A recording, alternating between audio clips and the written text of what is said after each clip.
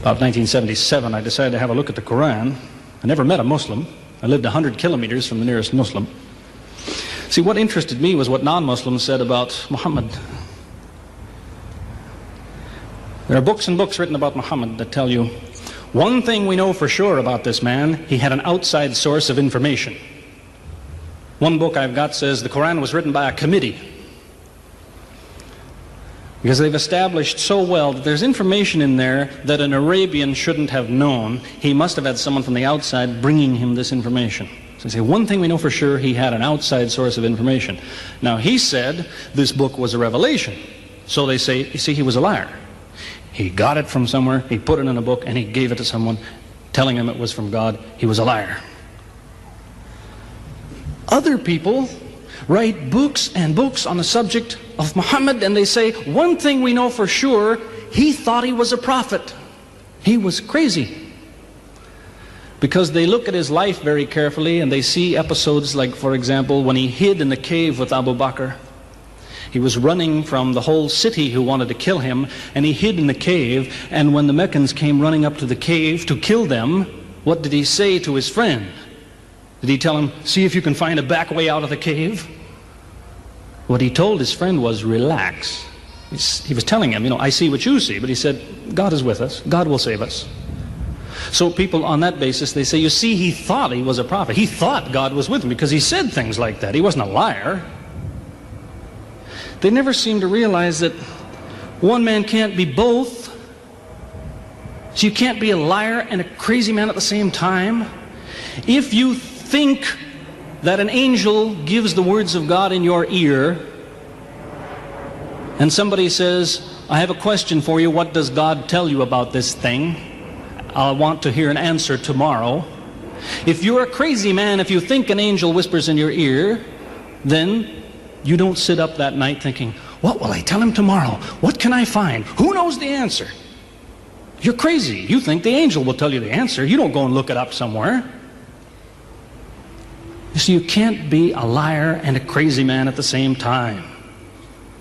You can be one or the other, or neither, but you can't be both. And you see, I read two non-Muslim biographies of Muhammad. One was by Rodenson, who's an atheist, who hated the man. But many interesting things come up about his life that I had to wonder about. One story that's told is that when he was an older man, he had a son named Abraham. The son died when the child was 2 years old. The same day the boy died, there was an eclipse of the sun. The sky went dark. And the Muslims came running to their prophet and said, look, it's a miracle. Your child died and the sky went dark in sadness. It occurred to me, see, if he was a crazy man, he'd probably believe what they said. He'd probably think, yes, it's a miracle. My child died, the sky is dark. Yes, it's a miracle. If he was a crazy man. If he was a liar, he would have taken advantage of it. He would have said, yes, right, my child died, the sky is dark, you tell everyone, it proves I'm a prophet. It's a miracle. But what did he do? He became angry with the Muslims. He told them that was nonsense. He was angry with them. How dare you say that? He said, the sun and the moon are signs of God, and they don't worry themselves about the birth of a man or the death of a son of Muhammad. Doesn't look very crazy. Doesn't look much like a liar. Now you have a third alternative, of course, which people tell you all the time. They say, no, he was not a liar. He was not a crazy man. He was deceived by the devil. Deceived by the devil. It's an interesting idea. But whatever you say, you better be ready to back it up. There's a lot of difficulties with that idea. For example, there is a verse in the Quran which tells the reader about a good habit to develop. It tells him, before you read this book, always say, A'udhu billahi minash shaitani rajim, which means, I take refuge in God from Satan the rejected. Is this Satan who wrote this? Who said, before you read my book, ask God to save you from me? Is that Satan who wrote that? As Jesus said, if Satan is divided against himself, then his kingdom will fall. He's fighting against his own interests. So let me finish with a story that illustrates a point. As I said, there's many theories and many explanations around, many explanations. But an explanation, something somebody tells you, is just so much air coming out of his mouth unless he has proof and unless he offers you something that you can use to falsify it. You see, there's many theories of how do the planets go around the sun and how do the stars burn and all the rest of it. Many theories. Most of them are just so much wind. Scientists pay no attention to them because they don't contain something that could be checked to prove it false. You see, Einstein was considered an intelligent man because when he offered his theory in 1905 and again in 1915, he didn't just offer a theory, he said, here's 3 ways to prove I'm wrong. Now it's worth listening to. He's told me, here's 3 different things you can do. If you can do this, I'm wrong. Here you are. Is there anything like that in Christianity? Has the Christian ever said, you want to prove I'm wrong? All you have to do is this. Has he ever done that? The Quran is filled with that kind of thing, filled with it. Saying, you want to prove this book is wrong? Do this. Prove it. Go ahead. Do it. Filled with that kind of thing. There's an example of it that made a big impression in its day, during the lifetime, 14 centuries ago, of the Prophet of Islam.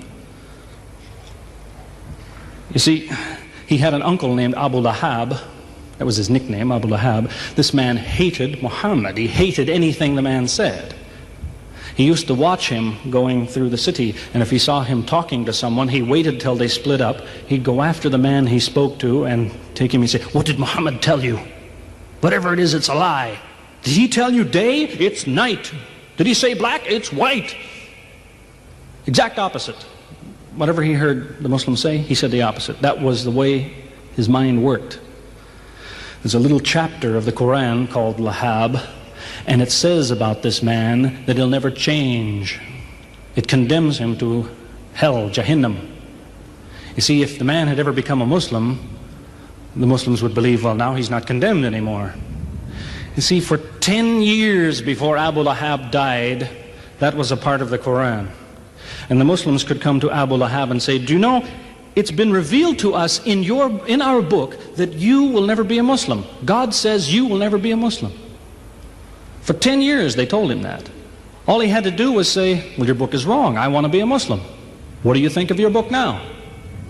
That's all he had to do. He had 10 years to think about it. And that's the way he was.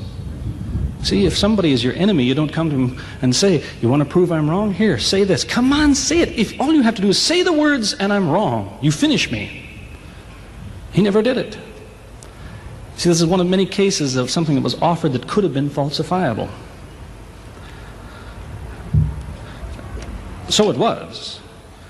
As I say, in 1978, after, how long would that be, 15 years of arguing with the church authorities, one place or another, I got the idea, I'm going to argue with some other people, I'm going to read the Quran, see how much of it is any good, pick out the true, pick out the false. I thought it'll take a few years, it'll take some serious study and so on. I read through it, about 3 days later I finished it. I said, this is what I've been saying for 15 years. So I went to find some Muslims.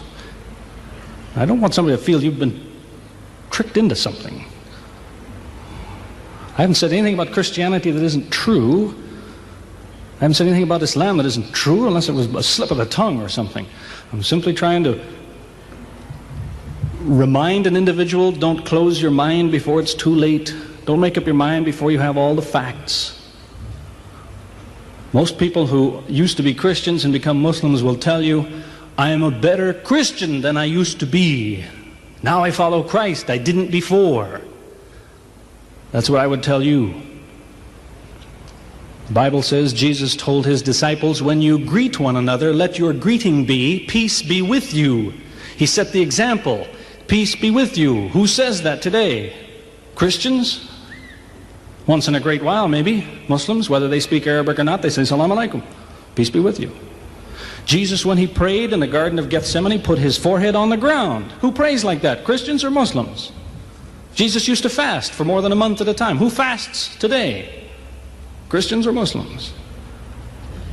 who really is trying to imitate Jesus.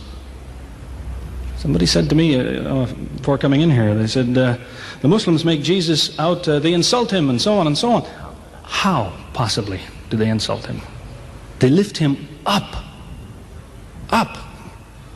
They can't tolerate anything bad said about him. They would just as quickly tell you that, you know, they say Muhammad Rasulullah means Muhammad is the messenger of God. They will just as quickly say Isa, Jesus, Isa, Rasulullah, no problem. Just as quickly tell you that, because it's true. They occupy the same place. If God himself wants to make distinctions among his prophets, that's his business, not ours. Treat them all with the same amount of respect. May God guide us always closer to the truth.